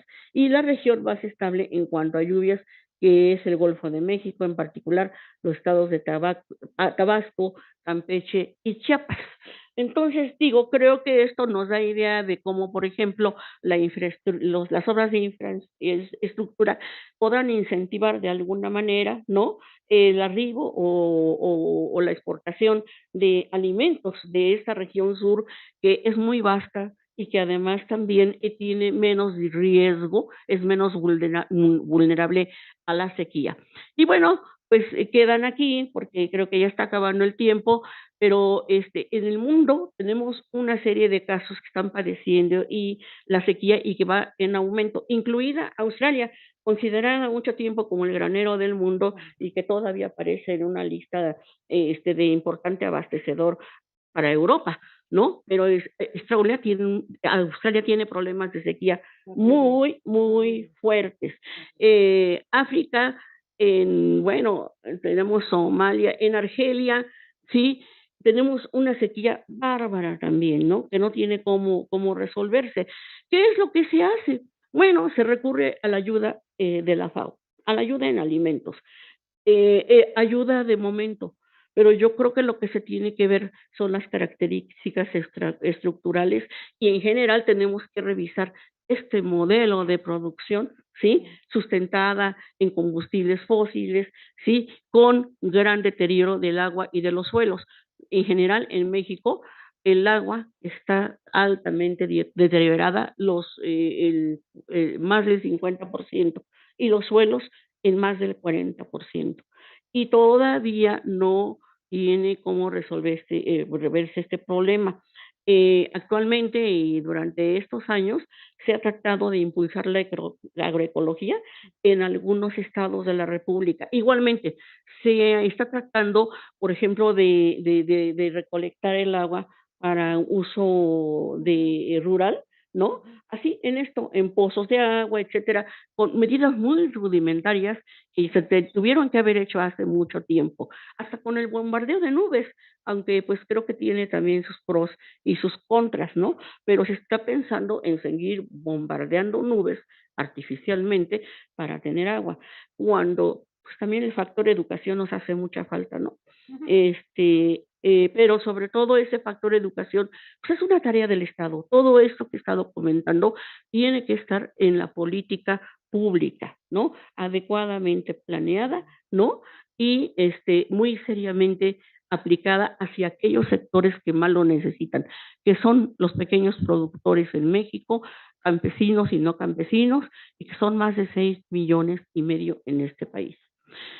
Bueno, pues sé que se quedan los archivos, pero quería yo relatar estos casos y les quería yo también explicar cómo tenemos, hay allí unos mapas que nos indican que hemos ido de una sequía moderada con algunos estados que no padecen sequía, pero cambiamos el mapa a la actualidad en el 2022 y vemos un mapa en donde casi todo el país tiene sequía. Se salvan algunas entidades del centro y otras del sureste. Entonces, allí sí creo que es necesaria una preocupación, pero también una atención real por parte del Estado, ¿no? Gracias. Muchas gracias, Argelia. Muy interesante todo lo que planteas. Bueno, han llegado acá ya las preguntas, ya se las estoy haciendo llegar aquí a nuestras ponentes, pero hay una pregunta en general para todas. Y dice, ¿consideran la baja de la tasa de natalidad como una solución viable, como medida contingente, dadas las circunstancias extremas? ¿Qué otros caminos consideran? Para Argelia. Entonces yo creo que vamos a proceder igual como fueron presentando y les daremos unos 5 minutos para ir contestando las preguntas. Si requieren un poco más, pues estamos bien de tiempo. Sí, es verdad. Muchas gracias. Gracias por las preguntas. Voy a empezar con lo de la tasa de natalidad. No creo que sea la solución. Tenemos un envejecimiento de la población y se va a ir reduciendo la disponibilidad de mano de obra para las actividades económicas de nuestro país. Pero yo creo que la solución o una de las soluciones sería justamente el bono demográfico de los centroamericanos que están migrando a Estados Unidos y muchos se quedan en México. Allá hay una tasa de natalidad y hay una población muy joven que en un momento dado podría ayudarnos a lidiar con el envejecimiento de la población en México.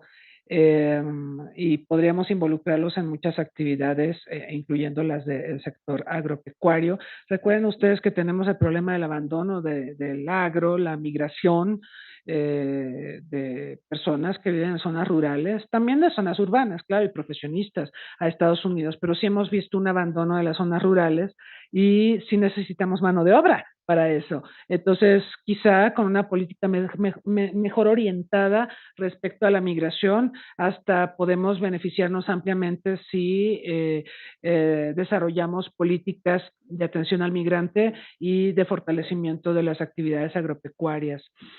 Me preguntan sobre el conflicto en Israel y cómo impactarían en general este y otros conflictos armados al sector agroalimentario mexicano. Bueno, cada que hay un conflicto de esta envergadura, ahorita tenemos 2 grandes conflictos armados, pero hay otros conflictos de mediana intensidad o de baja intensidad. siempre se produce este efecto de la emergencia humanitaria. Y entonces las agencias de la ONU, concretamente el Programa Mundial de Alimentos, tienen que entrar al quite para garantizar que las personas desplazadas, refugiados y demás reciban alimentos. Lo comenté en mi presentación, quizá de lo más afectado por la guerra entre Rusia y Ucrania sea el aprovisionamiento al Programa Mundial de Alimentos de granos de estos países. Estos dos países son los que en buena medida otorgaban granos básicos para el Programa Mundial de Alimentos. ¿Qué significa esto? Que con la crisis humanitaria en Gaza, que todas las agencias humanitarias dicen que están desbordadas, ¿sí? Habrá más presión para dar asistencia alimentaria a los refugiados, a los desplazados, y esto pondrá más presión a la ya de por sí crítica situación de abastecimiento de alimentos en personas desplazadas, en virtud del conflicto entre Ucrania y Rusia. Habrá más presión para que el Programa Mundial de Alimentos tenga los alimentos necesarios para abastecer, por ejemplo, al Cuerno de África, al Centro de África y a otras partes del mundo.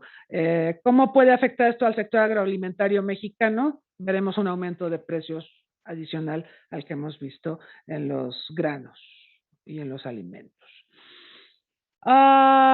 Preguntan que qué medio de política pública debería considerarse para reducir el riesgo o exposición al conflicto Rusia-Ucrania en materia de aumento de precios internacionales en granos básicos en México y en países en desarrollo. Bueno, yo creo que estamos en un punto, ya lo mencionaba la profesora Argelia, en donde vemos que el abastecimiento de alimentos en muchos sentidos forma parte de grandes cadenas y de grandes empresas transnacionales que incluso cotizan en bolsas internacionales y especulan con los precios de los alimentos, ¿no?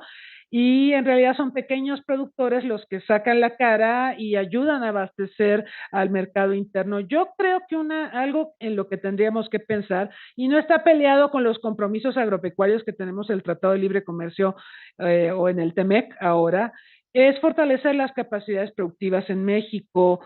No me dio tiempo de explicarlo en mi presentación, pero seguridad alimentaria también involucra en un momento dado tomar medidas para en un momento determinado, sí, poder utilizar la producción interna, restringir su venta para poder darle alimentos a la población. Es algo que hizo Hungría, es algo que hizo Serbia. En la actual crisis Rusia-Ucrania, por razones de seguridad nacional, se restringe la venta de alimentos al mundo y básicamente los alimentos que se están produciendo se distribuyen dentro de estos países. China también tiene una política de seguridad alimentaria muy interesante. Ahí la premisa es que cada chino debe tener por lo menos un platito de arroz para comer, ¿no? Y mira, los chinos ya se urbanizaron bastante, ya no tenemos esa población rural masiva, se ha logrado sacar a millones de chinos de la pobreza y ahora son urbanos, pero la política de seguridad alimentaria sí contempla esto de la restricción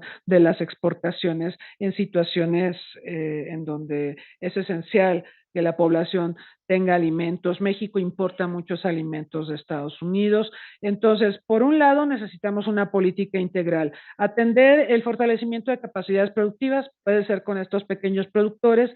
Por otro lado, quizá integrar esto también a una política que apoye, sí, a los migrantes en los sectores agropecuarios, ¿no? Por toda la mano de obra que hemos perdido nosotros y que tiene abandonado al campo en muchas partes del país. Creo que tiene que ser una política integral, no podría ser una política donde solamente se atienda, por ejemplo, el tema de fortalecer capacidades productivas, porque se ha intentado en el pasado y creo que se han tomado malas decisiones, porque además las decisiones en México suelen ser por gobierno, no por política de Estado. Entonces cambia el gobierno y cambia la política y entonces como que se reinventa el país. En el tema agropecuario y en muchos otros temas.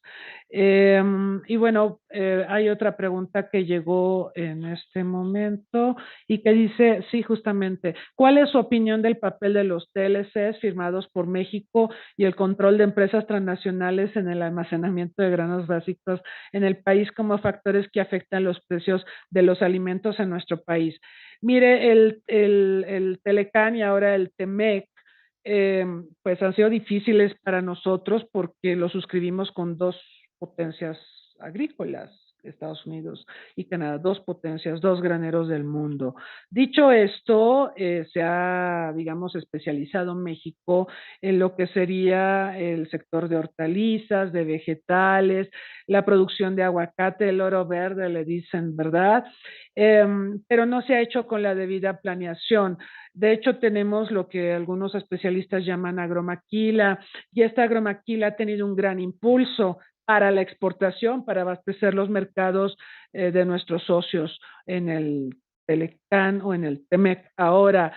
Y aparte está el tema de que, por ejemplo, México aceptó compromisos. Me acuerdo mucho de lo que pasó con la caña de azúcar, ¿no? La caña de azúcar era utilizada como el principal edulcorante, como el principal endulzante, pues, de los refrescos, y ahora ya saben cómo se hace con jarabe de fructuosa, y esto le dio en la torre a los ingenios azucareros, ¿no? Que están en las ruinas y están sin inversión.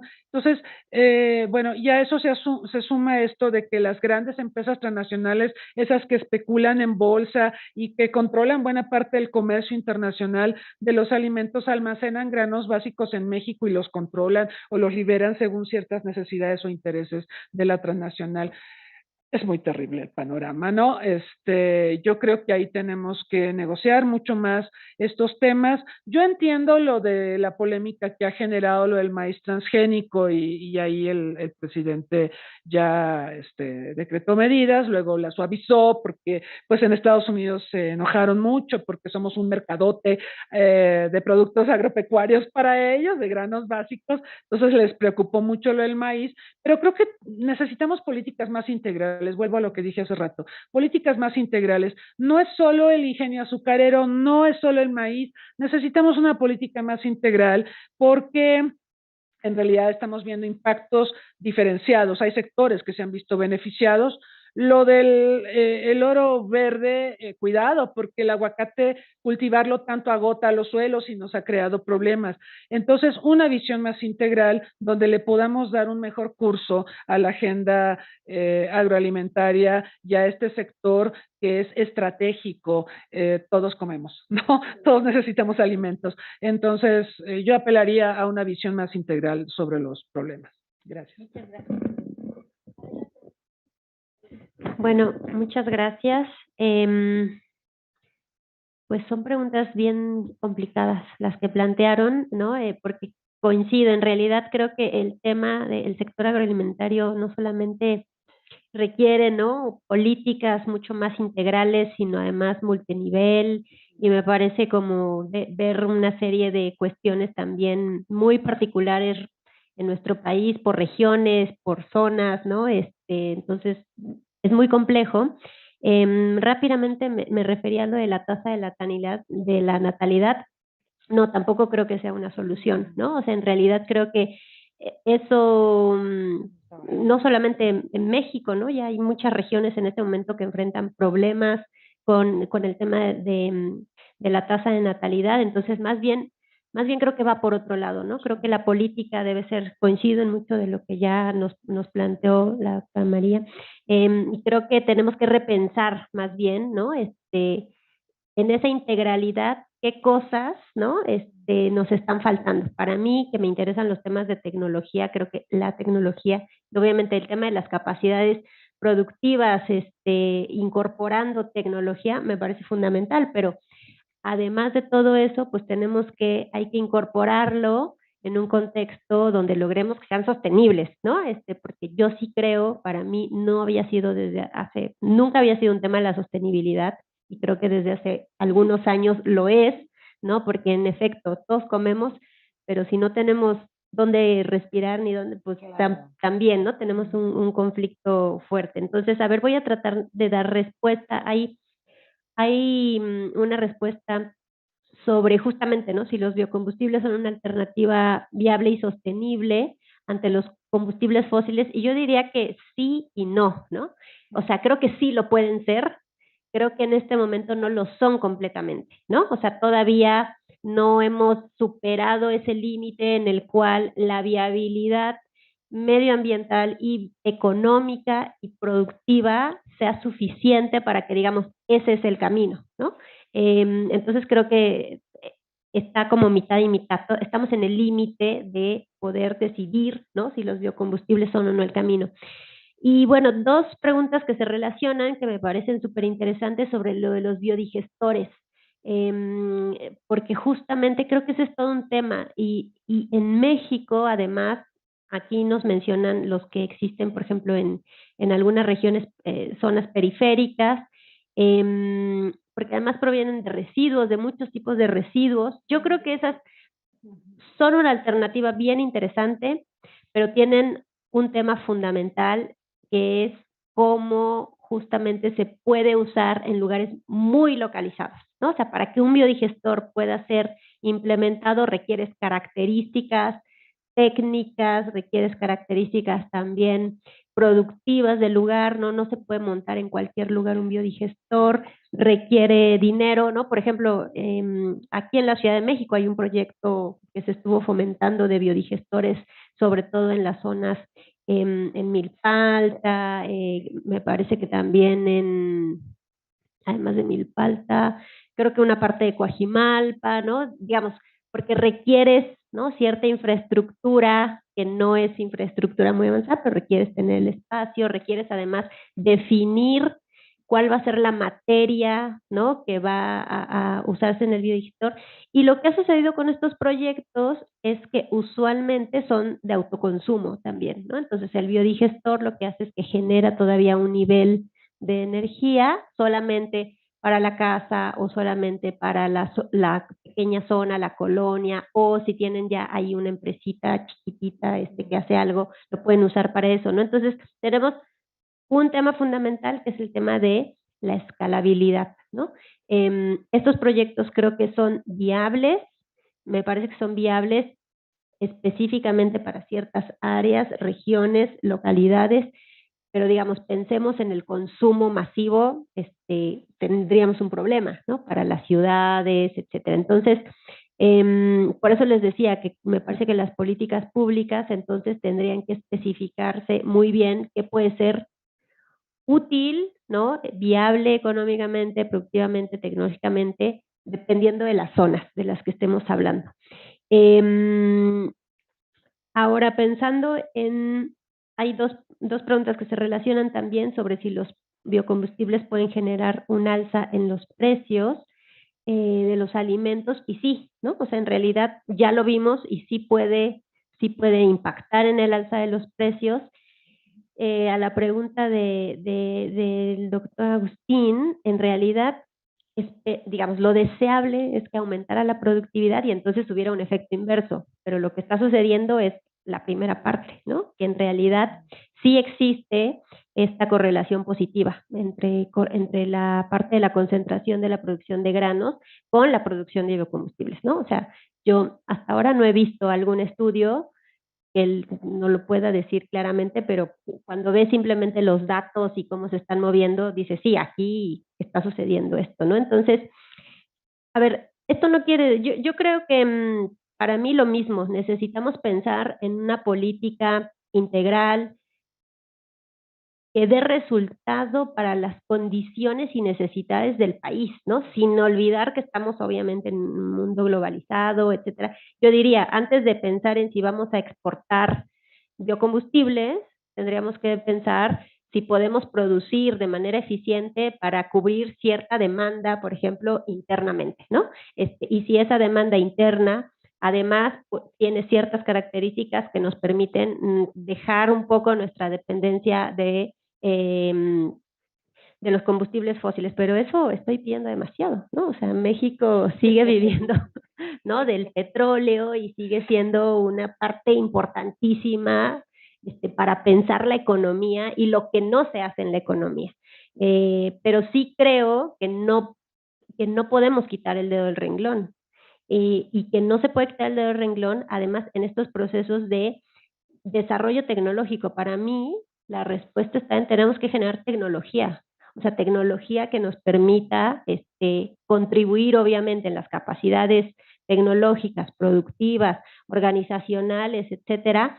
Pero para mí, sí o sí, hay tecnología que puede incorporarse. No toda la tecnología puede incorporarse en todos los tipos de productores que tenemos, ¿no?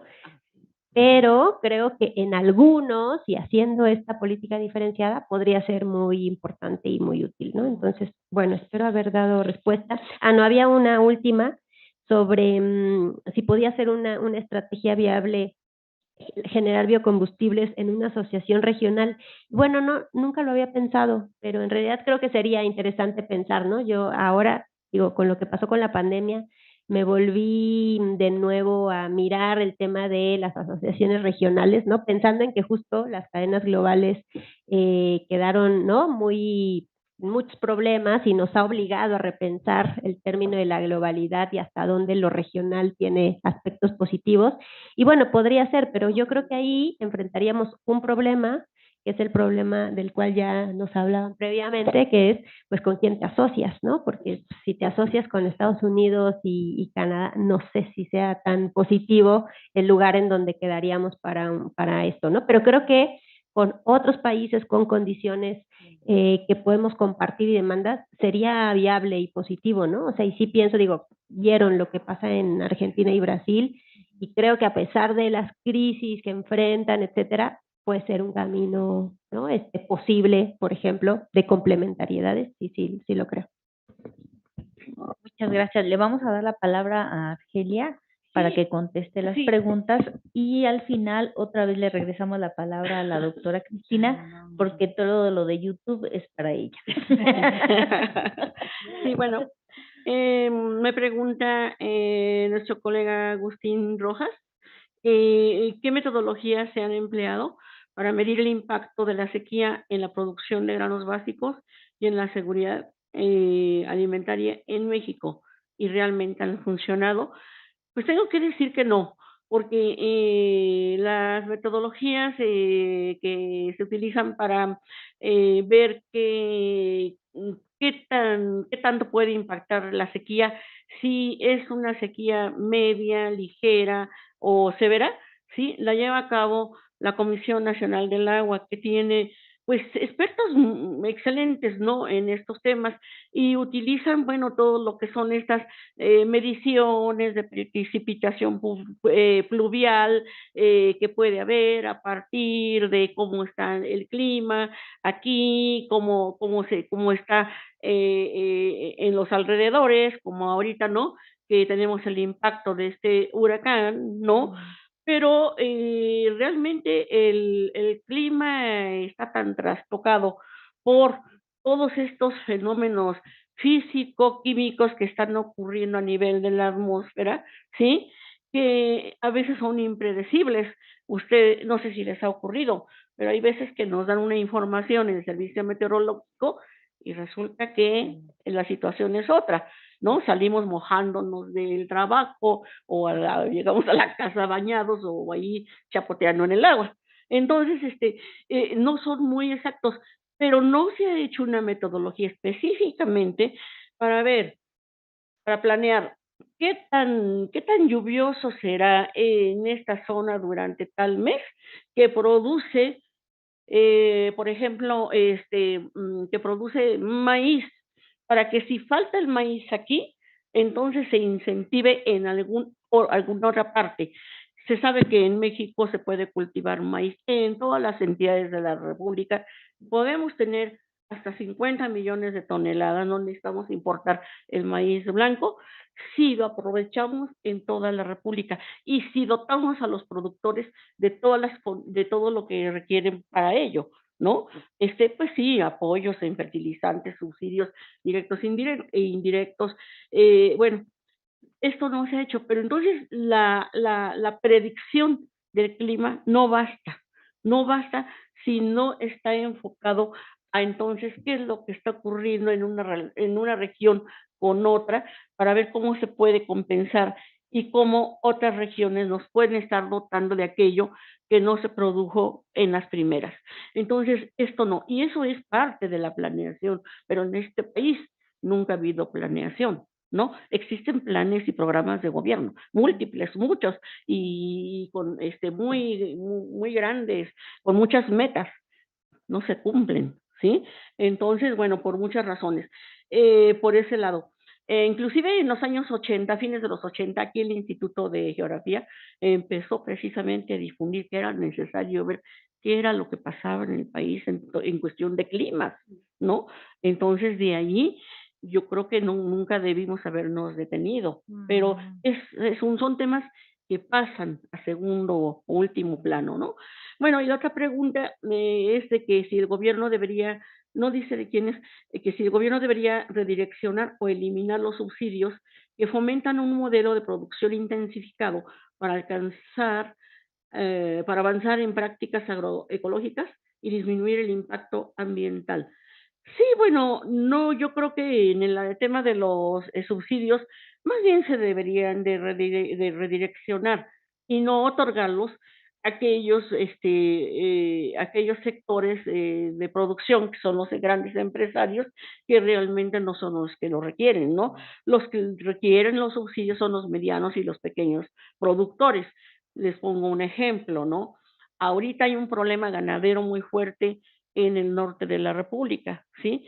En Chihuahua, en Durango, el ganado, por falta de sequía, no hubo pastos, alfalfa, no tienen que comer. Entonces tuvieron que sacrificar a todo el ganado, porque también sufren, son animales, ¿no? Están muriendo de hambre, ¿sí? Entonces lo sacrificaron y eso va a representar pues, una merma muy grande para esos productores y además merma la producción nacional de carne. Y siempre que la producción falta, suben los precios, ¿no? Claro. Por estas mentadas leyes, es por el señor mercado, ¿no? Que si que se excede la demanda, hay que subir los precios. Que si hay menos demanda, entonces sí, hay que bajarlos. Entonces, eso yo creo que no tiene que ver, incentivar sí, aquellos que están poniendo en a la agroecología y que ya están empezando inclusive en el norte del país. En el norte del país están produciendo maíz, maíz con agroecología y están obteniendo muy buenos rendimientos en el norte del país. Ahorita, digamos que en estos últimos años, pero pues es un estado, ¿no? Y solamente son algunos municipios. Se está empezando. Esto se tendría que ver a largo plazo. Pero bueno, tenemos además un problema muy fuerte con el maíz, ¿no? Ya Estados Unidos demandó a México, apoyarnos en Canadá, para cancelar esta prohibición de que el maíz, del uso del maíz transgénico para consumo humano, para consumo humano.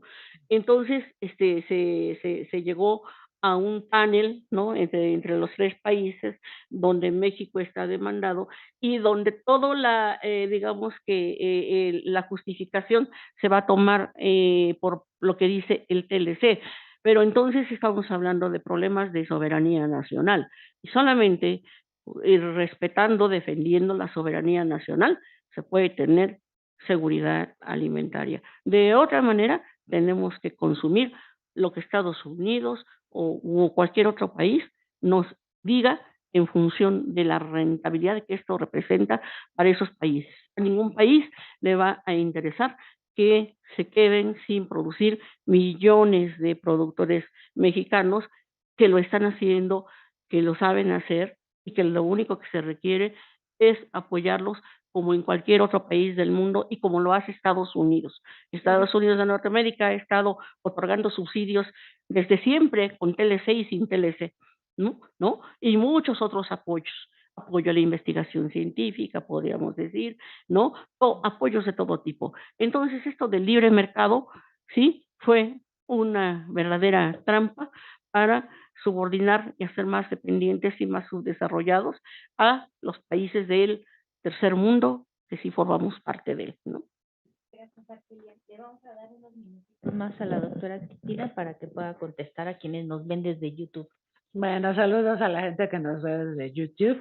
Muchas gracias por las preguntas, todas muy interesantes.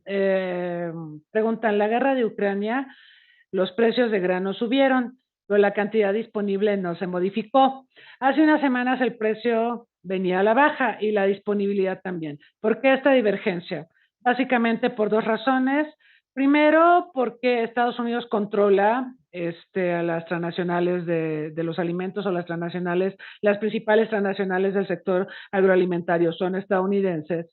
Y ustedes recordarán que el año pasado, bueno, Biden estaba sufriendo mucho por su popularidad, se le había caído la aprobación nacional, había mucho malestar por la inflación, estaba relacionado no solo con el efecto pospandemia, sino con la guerra entre Rusia y Ucrania, aumentó el precio de los combustibles, etcétera. Entonces, entiendo yo que hubo un arreglo entre Biden y las empresas agroindustriales precisamente para manipular los precios de los alimentos. Esa es una razón. La otra es que hay un redireccionamiento del comercio agropecuario que solía tener Estados Unidos con China. Esto es muy importante. China tenía la compra de muchos productos agroalimentarios a Estados Unidos, pero la ha reducido sustancialmente porque ahora le compra a quién creen, pues a su aliado Rusia. Tiene sentido.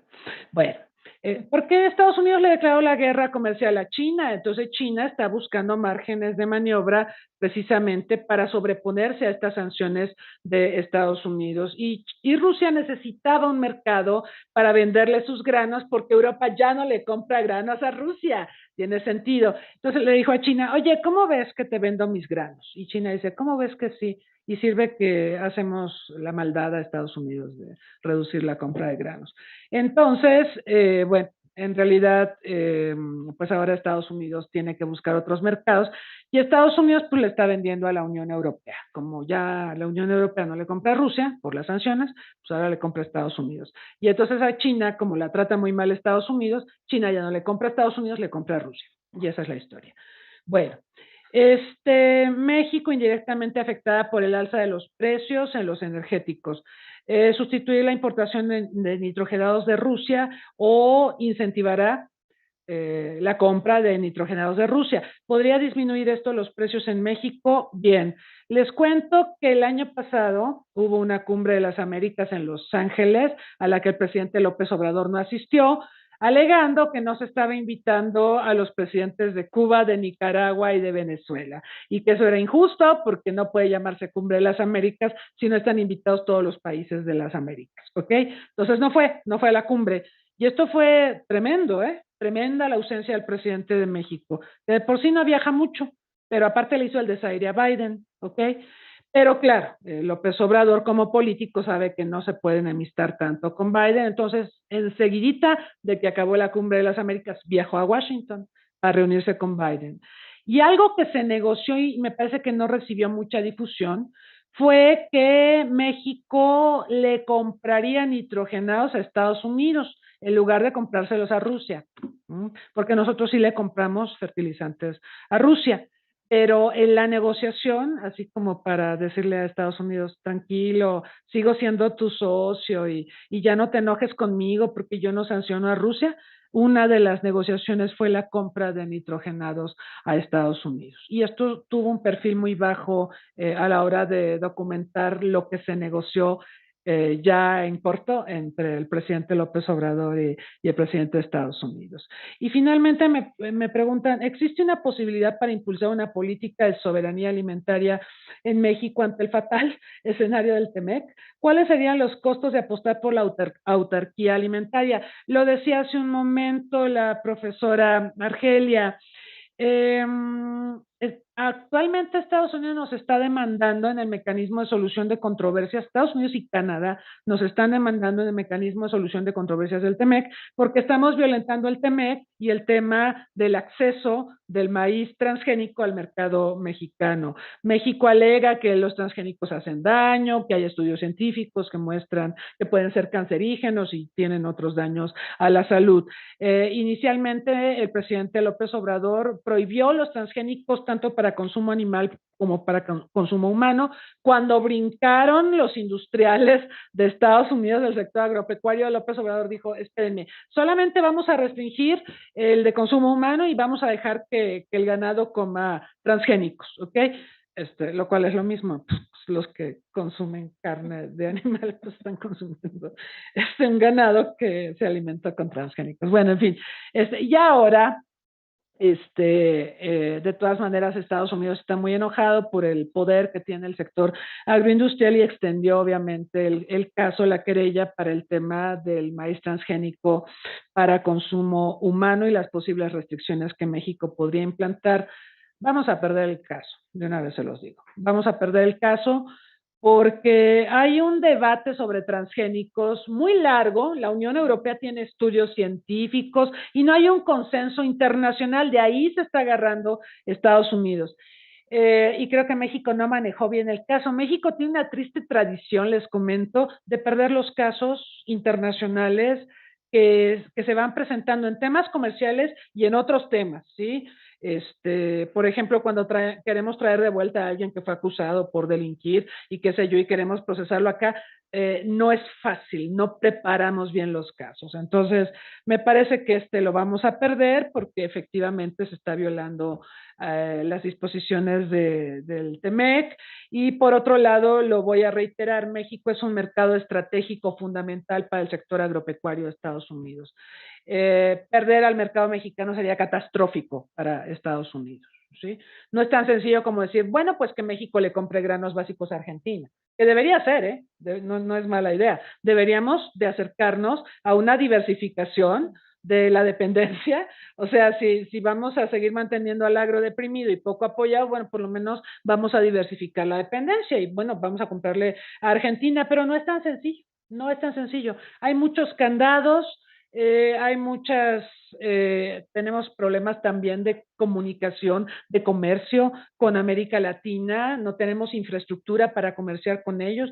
¿Cuántos tratados hemos firmado en la LADI, por ejemplo, para incentivar el comercio? Antes la LALC, y no ha funcionado. La distancia geográfica pesa mucho.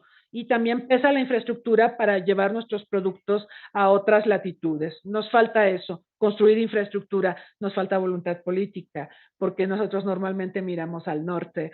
Entonces, con todos estos agravantes que estoy mencionando, más aparte el potencial de sanciones por parte de Estados Unidos y Canadá por violar el TEMEC, pues sí, el panorama es desolador. Eso es lo que pasaría, o sea, me están preguntando si existe alguna posibilidad. Yo creo que existe y sí tenemos que apostar por la soberanía, pero tenemos también que ser un poco más finos a la hora de desarrollar las políticas.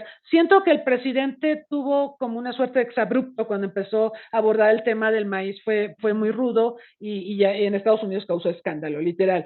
Entonces de inmediato dijeron, pues vamos a usar el mecanismo de solución de controversias, porque es ilegal lo que está proponiendo el presidente mexicano, pero quizás si cuidamos un poquito más las formas y también apoyamos al productor nacional, ¿no? Como se ha dicho aquí insistentemente, con una visión más integral de las cosas, quizá podríamos maniobrar de alguna forma. Y sí, yo propondría acercarnos también a productores de granos en América Latina. Hemos importado en otras épocas mucha carne de Centroamérica, por ejemplo, ¿no? Si queremos reducir la dependencia respecto a la carne con hormonas de Estados Unidos, podemos comprar carne centroamericana. Pero bueno, América Latina es importante, no solemos mirarla, ¿no? Y quizá también eso nos podría dar un poquito de respiro, porque con ellos también tenemos tratados de libre comercio. No con Argentina, pero sí con los centroamericanos y algunos países del Cono Sur. Pues muchas gracias, lo vamos a dejar aquí, ahí estamos a buen tiempo. Gracias a nuestros ponentes, creo que ha sido muy interesante todo lo que están planteando, nos da una mirada muy amplia y me parece que la palabra clave la han mencionado, esto de diversificar, es necesario diversificar la producción, diversificar el consumo para reducir la dependencia y diversificar las formas de producir y de consumir. Me parece que por ahí tendríamos que entrarle y en diferentes escalas. Pues muchas gracias a todos por aguantar hasta esta hora y nos vemos mañana que continúa el seminario. Gracias. Gracias.